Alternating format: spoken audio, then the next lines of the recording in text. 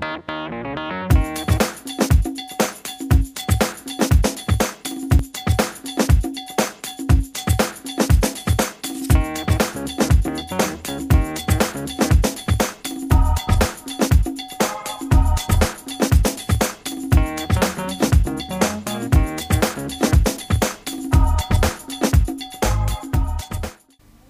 I'm sitting here with Minister Erik Yulinaag from the Ministry of Integration in Sweden. His ministry's responsibilities deal with the issues of integration, discrimination, xenophobia, citizenship, human rights, and we're here to ask him a few questions and to hear a little bit more about it. So thank you for joining us. Welcome. Thank you. Could you tell us a little bit about your ministry, what you do and who you work with? I work with people that have arrived to Sweden as refugees or labor migrants. We are today some 14% of Swedish people born in other countries. That's actually more than United States of America. I work about in the fight against xenophobia, anti-Semitism and racism. And my main goal is to have a Sweden that is a country of openness and tolerance. What are some of the policies that your ministry is focusing on recently? We are focusing the first time you are in Sweden. If you get a resident permit to stay as a refugee, for example, then we have special programs the first 2 years that focus on job preparation, language course in Swedish, and also civic orientation. So you get the base of coming into the Swedish society. The idea from the Swedish government is that the most important to focus on is job, because if you get your own salary, you get the power to make the important decisions in everyday life that is given by having your own money to decide over. Great.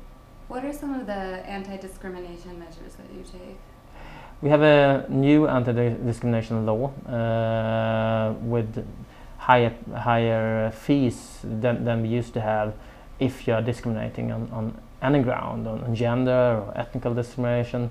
And the discrimination law is applicable both to the public sector but also to private employers or a restaurant that are discriminating against somebody that's coming in.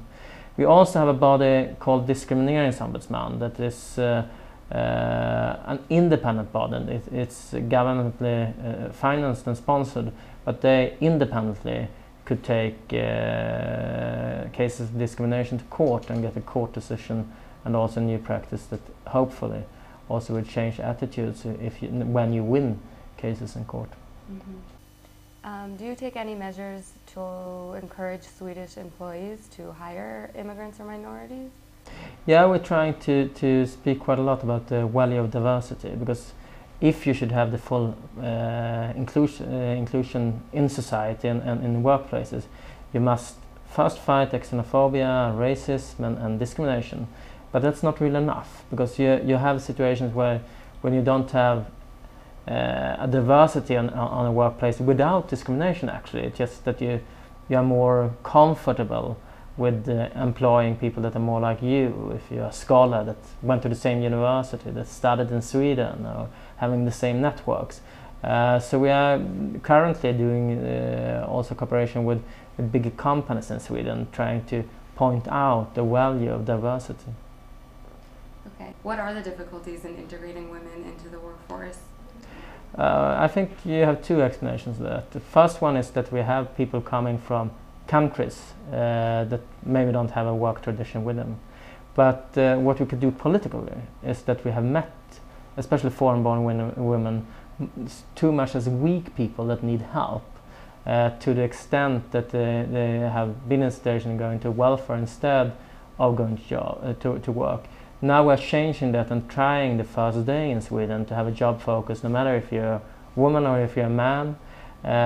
We should remember, though, that the employment rate among women in Sweden in general is very, very high. So, but the gap is still a problem, and quite a huge problem, because that creates a situation when women don't have the economic power.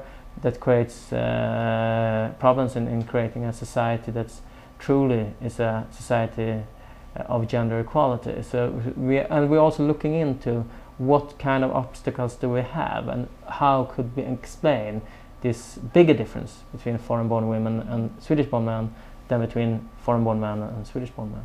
Thank you so much. Thank you so much.